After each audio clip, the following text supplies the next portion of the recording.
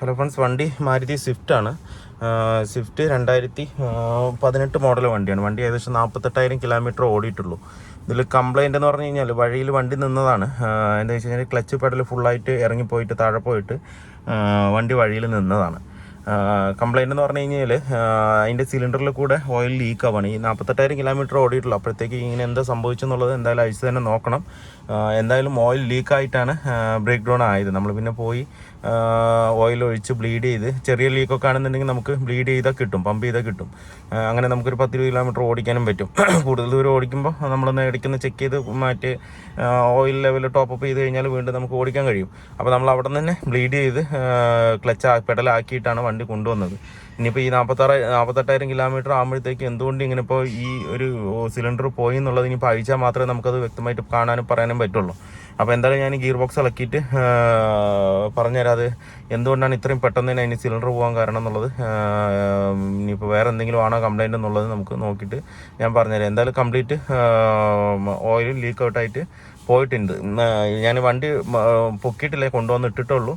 ഇനിയിപ്പോൾ ഗിയർ ബോക്സിൻ്റെ ഉള്ളിൽ തന്നെയാണോ ലീക്ക്, ഇനി വേറെ എവിടെ എന്തെങ്കിലും ആണോ എന്നുള്ളതും നമുക്കൊന്ന് ചെക്ക് ചെയ്യണം. എന്താ വെച്ച് കഴിഞ്ഞാൽ ക്ലച്ച് ഓയിൽ മറ്റേ വീൽ സിലിണ്ടറോ കാര്യങ്ങളോ എന്തെങ്കിലും ലീക്ക് ഉണ്ടെന്നുണ്ടെങ്കിൽ നമുക്ക് ഈ ക്ലച്ചിലേക്ക് പതിക്കുക. എന്ന് വെച്ചാൽ രണ്ടും കൂടെ ഒരുമിച്ചാണ് ഇതിനകത്ത് വരുന്നത്. അപ്പോൾ സിലിണ്ടർ കംപ്ലൈൻ്റ് ആണ്, വീൽ സിലിണ്ടർ അങ്ങനെയുള്ള കാര്യങ്ങൾ കംപ്ലൈൻറ്റ് ഉണ്ടെന്നുണ്ടെങ്കിലും നമുക്ക് ഈ ക്ലച്ച് ചിലപ്പോൾ മേ ബി ഓയിൽ കംപ്ലീറ്റും ഡ്രെയിൻ ആയി കഴിഞ്ഞ് കഴിഞ്ഞാൽ ക്ലച്ച് പെഡൽ നമുക്ക് പോകാൻ ചാൻസ് ഉണ്ട്. അപ്പോൾ നമുക്ക് ഗിയർ ബോക്സ് തന്നെയാണോ വീലിൽ നിന്നാണോ എന്നുള്ളത് ആദ്യം കൺഫേം ആക്കുക. എന്നിട്ട് ഗിയർ ബോക്സ് തന്നെയാണെന്നുണ്ടെങ്കിൽ നമുക്ക് ഗിയർ ബോക്സ് ഇളക്കിയിട്ട് നമുക്ക് അതെന്തുകൊണ്ട് വന്നു, ലീക്ക് ഇത്രയും പെട്ടെന്ന് വന്നു എന്നുള്ളത് നമുക്കൊന്ന് നോക്കാം അതിനകത്ത്. അപ്പോൾ നമ്മൾ സ്വിഫ്റ്റിൻ്റെ ഗിയർ ബോക്സ് ഇളക്കി പുറത്ത് വെച്ചിട്ടുണ്ട്. ഇതിപ്പോൾ സിലിണ്ടർ ഇത്രത്തോളം ലീക്ക് ആയിട്ടുണ്ട്, കണ്ടില്ലേ, ഫുള്ളായിട്ട്. ബ്രേക്കിൻ്റെ അല്ല, ഈ ക്ലച്ച് സിലിണ്ടറിൻ്റെ തന്നെയാണ് ലീക്ക് കംപ്ലൈൻറ്റ് വന്നിരിക്കുന്നത്. ഈ 40,000 തന്നെ ഈ സിലിണ്ടർ പോകണമെന്നുണ്ടെങ്കിൽ മെയിൻ കാരണം നമ്മൾ ഈ ക്ലച്ചിൻ്റെ പെഡലിൽ കാല് വെച്ച് ഓടിക്കില്ല. അങ്ങനെ ചെയ്യുമ്പോഴാണ് കൂടുതലായിട്ടും കംപ്ലൈൻറ്റ് വരുന്നത്. എന്ന് വെച്ച് കഴിഞ്ഞാൽ ഈ ബെയറിങ് നമ്മൾ ഒന്ന് അപ്ലൈ ചെയ്തെടുക്കുമ്പോഴത്തേക്കും വിടേണ്ട ഒരു ബെയറിങ്ങാണ്. ഈ ബെയറിങ് നമ്മൾ ക്ലച്ച് പെഡലിൽ ഇങ്ങനെ കാല് വെച്ചിരിക്കുമ്പോൾ ഈ ബെയറിങ് തിരിഞ്ഞിരുന്ന് അത് ഹീറ്റ് ആവാനോ അതിൻ്റെ സീലിന് കംപ്ലൈൻറ്റ് വരാനും ചാൻസ് കൂടുതലാണ്. അപ്പോൾ എപ്പോഴും നമ്മൾ ഡ്രൈവ് ചെയ്യുമ്പോൾ ഗിയർ ഇട്ടതിന് ശേഷം നമ്മൾ ലെഗ് എടുത്തിട്ട് കാലെടുത്തിട്ട് ക്ലച്ച് പെഡലിൽ വയ്ക്കാതെ എടുത്ത് താഴെ വയ്ക്കുന്നതായിരിക്കും നല്ലത്. അല്ലെങ്കിൽ ഇങ്ങനെയുള്ള ബുദ്ധിമുട്ടുകൾ കാര്യങ്ങൾ വരാം. ഇനിയിപ്പോൾ ഇതെല്ലാം സിലിണ്ടറെല്ലാം നോർമൽ ടൈപ്പ് ബെയറിംഗ് ആണെന്നുണ്ടെങ്കിലും ബെയറിങ്ങിൻ്റെ സൗണ്ട് കൂടുതലായിട്ട് വരാൻ ചാൻസ് കൂടുതലാണ്. എപ്പോഴും നമ്മൾ വണ്ടി ഡ്രൈവ് ചെയ്യുമ്പോൾ ഗിയർ ഇട്ടതിന് ശേഷം ലെഗ് കാലെടുത്തിട്ട് എന്താ പറയുക പുറത്ത് വയ്ക്കുക തന്നെ വേണം. നമ്മൾ ക്ലച്ചും ഗിയർ ചേഞ്ച് ചെയ്യുമ്പോൾ മാത്രം ലോഡ് ചെയ്യാനേ പറ്റുള്ളൂ. അങ്ങനെ വരുമ്പോഴാണ് ഇതിപ്പോൾ അതിലേ പിടിച്ചിങ്ങനെ ഓടുമ്പോഴാണ് കൂടുതൽ താങ്ങിയെടുക്കുക. അങ്ങനെ ക്ലച്ച് പെഡലിൽ കാല് വെച്ച് ഓടുമ്പോഴാണ് ഈ കൂടുതലും സ്പീഡ് ഔട്ടായിട്ട് ഇങ്ങനെ ഓയിൽ കംപ്ലീറ്റ് പുറത്ത് വരുന്നത്. എന്തായാലും നമുക്ക് ഇനിയിപ്പോൾ സിലിണ്ടർ എന്തായാലും പിന്നെ ഇതിൻ്റെ ക്ലച്ച് വലിയ കുഴപ്പമില്ല, ക്ലച്ച് ഓക്കെയാണ്. അതുകൊണ്ട് ക്ലച്ച് നമ്മൾ ഇത് തന്നെ യൂസ് ചെയ്യുന്നുള്ളൂ. എന്താ വെച്ച് കഴിഞ്ഞാൽ ഏകദേശം 40,000 കിലോമീറ്റർ ഓടിയുണ്ട്, ഇനി ഓടാനുണ്ട്. അതുകൊണ്ട് ക്ലച്ച് നമ്മൾ ഇത് തന്നെയാണ് യൂസ് ചെയ്യുന്നത്.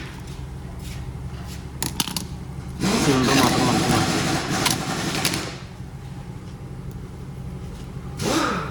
സിലിണ്ടർ മേടിക്കും. ഇതാണ് ഇപ്പോൾ ക്ലച്ച് സിലിണ്ടർ. നമ്മൾ OEN-ആണ് എടുത്തിരിക്കുന്നത്. ഇത് വന്നിട്ട് 3,590 രൂപ റേഞ്ച് വരുന്നുണ്ട്. പഴയ മോഡലിന് കമ്പനിയിൽ വരുന്ന മോഡൽ ഇതിൽ ബൂട്ടൊന്നും ഇല്ലാത്തത് കൊണ്ട് കൂടുതൽ പെട്ടെന്ന് തന്നെ കംപ്ലൈൻറ്റ് വരാൻ ചാൻസ് കൂടുതലാണ്. ഡസ്റ്റൊക്കെ കയറിയിട്ട് പെട്ടെന്ന് തന്നെ കംപ്ലൈൻറ്റ് വരാൻ ചാൻസ് കൂടുതലാണ്. ഇപ്പോൾ ന്യൂ വരുന്നത് ബൂട്ടോട് കൂടിയിട്ടാണ് ഇത് സിലിണ്ടർ വരുന്നത്. അതുകൊണ്ട് ഉള്ളിലേക്ക് ഡസ്റ്റ് കയറാൻ ചാൻസ് കുറവാണ്. അതുകൊണ്ട് ലൈഫും ഈ ഒരു സിലിണ്ടറിന് ലൈഫും കൂടുതലാണ്. അപ്പോൾ നമ്മളിപ്പോൾ ന്യൂ മോഡലിലാണ് ഇതിനകത്ത് കയറ്റുന്നത്. മോഡിഫൈഡ് ആണ്. ഇനിയിപ്പോൾ ഇപ്പോൾ വരുന്ന എല്ലാ സിലിണ്ടറും ഇങ്ങനത്തെ സിലിണ്ടറാണ് വരുന്നത്. പഴയ ഈ ടൈപ്പ് സിലിണ്ടർ ഇപ്പോൾ ഇല്ല. അപ്പോൾ എന്നാലും നമുക്കിത് അതിനകത്ത് കയറ്റാം.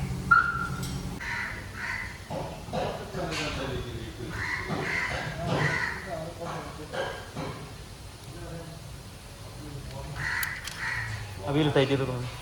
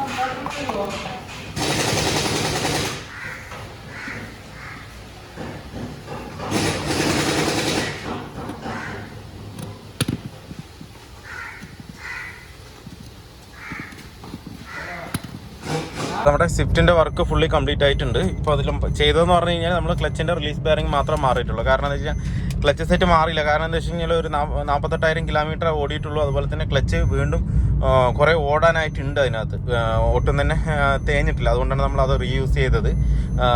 കൂടുതൽ ഈ ക്ലച്ച് സിലിണ്ടർ പോകാൻ മെയിൻ കാരണം എന്ന് പറഞ്ഞു കഴിഞ്ഞാൽ ഈ ക്ലച്ച് പെഡലിൽ കാല് വെച്ച് ഓടിക്കുമ്പോഴാണ് കൂടുതലായിട്ടും പെട്ടെന്ന് തന്നെ സിലിണ്ടർ പോകുന്നത്. അങ്ങനെ എന്തെങ്കിലും സംഭവിച്ചതായിരിക്കും, ഇല്ലാതെ വേറെ ഇതിനെ വെച്ച് പ്രത്യേകിച്ച് കംപ്ലൈൻറ്റ് വരാൻ സാധ്യത കുറവാണ്. മനസ്സിലായില്ല. ഈ 48,000 കിലോമീറ്റർ ഓടുമ്പോഴത്തേക്ക് സിലിണ്ടറൊന്നും അങ്ങനെ ഒരിക്കലും ഒന്നും പോവില്ല.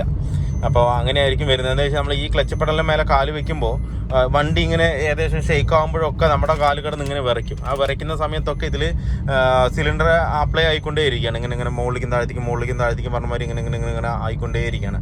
ആ സമയത്ത് ഇതിൻ്റെ വർക്കിംഗ് കൂടുതലായതുകൊണ്ടാണ് ഇങ്ങനെ കൂടുതലും കംപ്ലൈൻറ്റ് വരുന്നത്. അങ്ങനെ വരാൻ ചാൻസ് ഉള്ളൂ. പിന്നെ കംപ്ലൈൻറ്റ് പറഞ്ഞു കഴിഞ്ഞാൽ ഈ വെള്ളത്തിലൊക്കെ ഇറങ്ങുക, അല്ലാന്നുണ്ടെങ്കിൽ അങ്ങനെ വരുമ്പോഴൊക്കെയാണ് വീണ്ടും കൂടുതൽ കംപ്ലൈൻറ്റ് വീണ്ടും കാണിക്കുന്നത്, ഇതുപോലുള്ള സിലിണ്ടറൊക്കെ പോകുന്നത്. അല്ലാത്ത പക്ഷം നോർമലി റണ്ണാകുമ്പോൾ ഇത് അങ്ങനെ അങ്ങ് സിലിണ്ടറൊന്നും ഇത്ര പെട്ടെന്ന് പോകില്ല. അപ്പോൾ നമ്മൾ സിലിണ്ടർ മാത്രം മാറിയുള്ളൂ, വേറെ ഒന്നും മാറിയില്ല. അതുകൊണ്ട് ക്ലച്ചൊക്കെ ആ പഴയതുപോലെ തന്നെ. എന്താണെന്ന് വെച്ച് കഴിഞ്ഞാൽ നമ്മൾ ചവിട്ടുമ്പോൾ വലിയ വ്യത്യാസമൊന്നും തോന്നില്ല, ഫ്രീ ആയിട്ട് പോകുന്ന മാതിരി അങ്ങനെയൊന്നും തോന്നില്ല. നേരത്തെ എങ്ങനെയാണോ ഉണ്ടായിരുന്നത് അതുപോലെ തന്നെ ഉണ്ടാവുള്ളൂ, അതിൽ കൂടുതൽ ഇതൊന്നും ഉണ്ടായില്ല അതിനകത്ത്. പിന്നെ പ്രത്യേകിച്ച് നമുക്ക് നോക്കാനുള്ളതെന്ന് പറഞ്ഞാൽ ഇത്രയും സാധനം ഇറക്കിയത് കൊണ്ട് ഡ്രൈവ് ഷാഫ്റ്റ് തൊട്ട് 2 സസ്പെൻഷനും കാര്യങ്ങളൊക്കെ ഇറക്കണം ഈ ഗിയർ ബോക്സ് ഇറക്കുമ്പോൾ. അപ്പോൾ മാത്രം നമ്മൾ മെയിനായിട്ട് ഓഫ് റഫ് റോഡിൽ നമ്മളൊന്ന് ഓടിച്ചു നോക്കണം. എന്താണെന്ന് വെച്ചാൽ സൗണ്ടുകൾ കാര്യങ്ങൾ നെറ്റ വോൾട്ടിൻ്റെ എന്തെങ്കിലും സൗണ്ടൊക്കെ ഉണ്ടെന്നുണ്ടെങ്കിൽ നമുക്ക് അറിയാൻ പറ്റും. റഫ് റോഡിൽ ഓടിക്കാൻ കുഴപ്പമൊന്നുമില്ല, പക്കി തന്നെയാണ്. പിന്നെ പ്രത്യേകിച്ച് നമുക്ക് ഈ സിലിണ്ടർ മാറിയത് കൊണ്ട് ഒരു ഫീലിംഗ് ഒന്നും വരാനില്ല. ഒക്കെ പഴയത് എങ്ങനെയാണ് ഇരിക്കുന്നത് അങ്ങനെ തന്നെ. നമുക്ക് ക്ലച്ചിൻ്റെ പ്രഷർ പ്ലേറ്റ് അങ്ങനെ എന്തെങ്കിലും മാറുമ്പോൾ തന്നെ ആ ഒരു ഫീലിംഗ് കിട്ടുള്ളൂ. മനസ്സിലായില്ലേ? അപ്പോൾ നമുക്ക് കംപ്ലൈൻറ്റ് എന്ന് പറഞ്ഞു കഴിഞ്ഞാൽ പെഡൽ താന്ന് പോയി എന്നുള്ള കംപ്ലൈൻറ്റാണ്, ആ ലീക്കായിട്ടാണ് പോയത്. ആ പ്രശ്നം നമ്മൾ ഇതിനകത്ത് സോൾവ് ചെയ്തിട്ടുണ്ട്. നമ്മൾ സർവീസ് ചെയ്യുന്ന വണ്ടി തന്നെയാണ്. ഇനി 2000 കിലോമീറ്റർ കൂടെ കഴിഞ്ഞ് കഴിഞ്ഞാൽ സർവീസിനായി. അപ്പോൾ ഇപ്പോൾ ഒന്നും 5 നാലോ കാര്യങ്ങളൊന്നും സർവീസൊന്നും ചെയ്തിട്ടില്ല. അപ്പോൾ നമ്മൾ സിലിണ്ടർ മാത്രം മാറ്റി വിടുകയാണ് ചെയ്തത്. അപ്പോൾ വീഡിയോ എല്ലാവർക്കും ഇഷ്ടമായിരുന്ന ലൈക്ക് ചെയ്യുക, ഷെയർ ചെയ്യുക, അതുപോലെ തന്നെ സബ്സ്ക്രൈബ് ചെയ്യാതെയാണ് വീഡിയോ കാണുന്നതെങ്കിൽ ഒന്ന് സബ്സ്ക്രൈബ് ചെയ്ത് സപ്പോർട്ട് ചെയ്യുക. അപ്പോൾ മറ്റൊരു വീഡിയോയിലേക്ക് കാണുന്നവരെ എല്ലാവർക്കും ബൈ.